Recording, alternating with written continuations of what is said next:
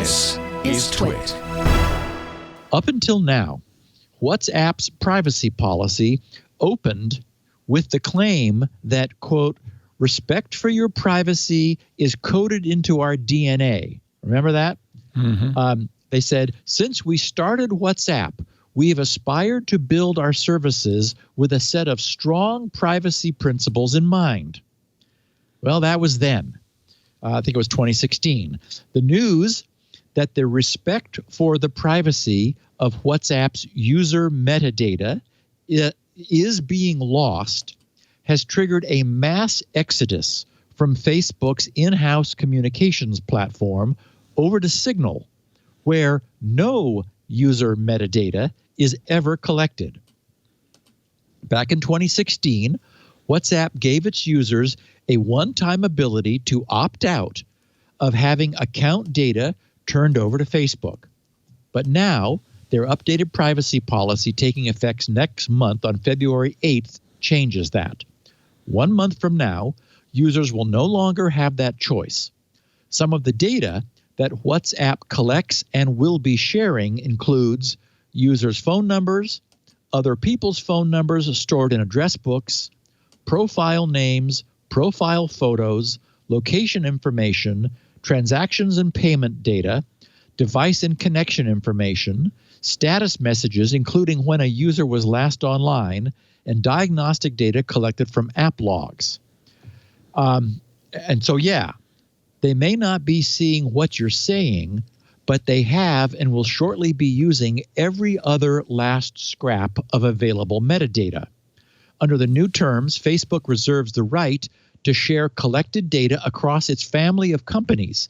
And in some cases, such as when someone uses WhatsApp to interact with third-party businesses, Facebook may also share information with those outside entities. This privacy agreement update is a 180 compared with last year's privacy policy, whose enforcement began last July. It states that users are able to choose not to have their WhatsApp account info shared with Facebook to improve the company's ads and products. But under the changes to the policy, users will now be forced to accept sharing their data with Facebook to continue using their account, or as an alternative, delete their account. WhatsApp notification reads, quote, by tapping agree, all caps, you accept the new terms and privacy policy, which take effect on February 8th, 2021. After this date, you will need to accept these updates to continue using WhatsApp. So given the supreme lack of subtlety shown, it really does feel like a bit of a bait and switch. On the other hand, I mentioned that Signal was experiencing a mass influx of ex-WhatsApp users. It turns out that Signal's infrastructure was, for a while, a bit unprepared and overwhelmed by this rush. Bleeping Computer reported last Friday that Signal had now recovered from sign-up delays, which had previously been affecting its user verification process. When setting up Signal for the first time, users must verify their mobile number using verification codes sent by Signal. And Leo, you've noted that this is sort of an unfortunate loop that Signal is requiring. There are some other good, end-to-end encryption solutions that don't require that. Anyway, the surge in new users switching to Signal overwhelmed the verification service, causing significant delays across various mobile providers. Of course, that's the sort of problem you'd like to have.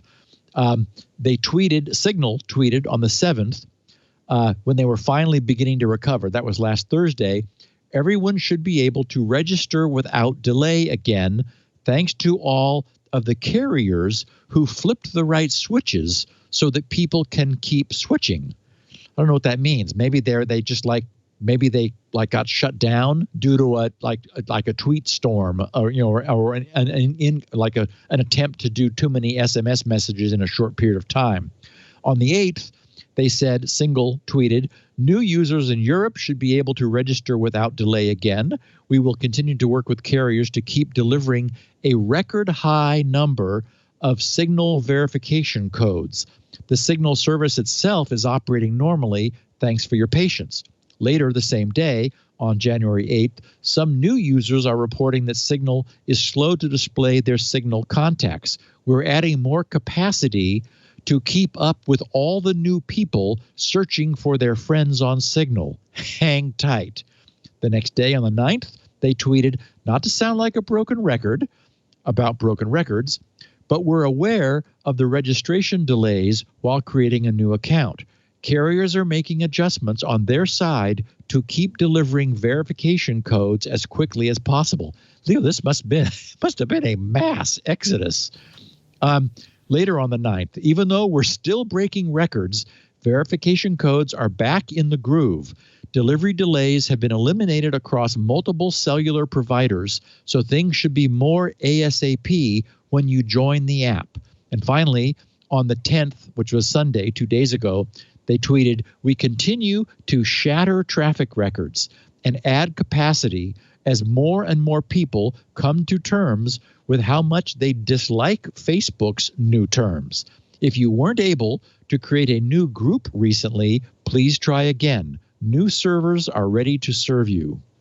So, wow. It's great. I'm really happy to hear that. I hope people make the shift. It'd be great. Yeah. Yeah. And, I guess, certainly Facebook has the right to whatever terms and conditions they want. I'm sure there are lots of users that will still use Facebook still use WhatsApp because it's part of the Facebook family of properties. And, getting more relevant ads is what they want. So, okay.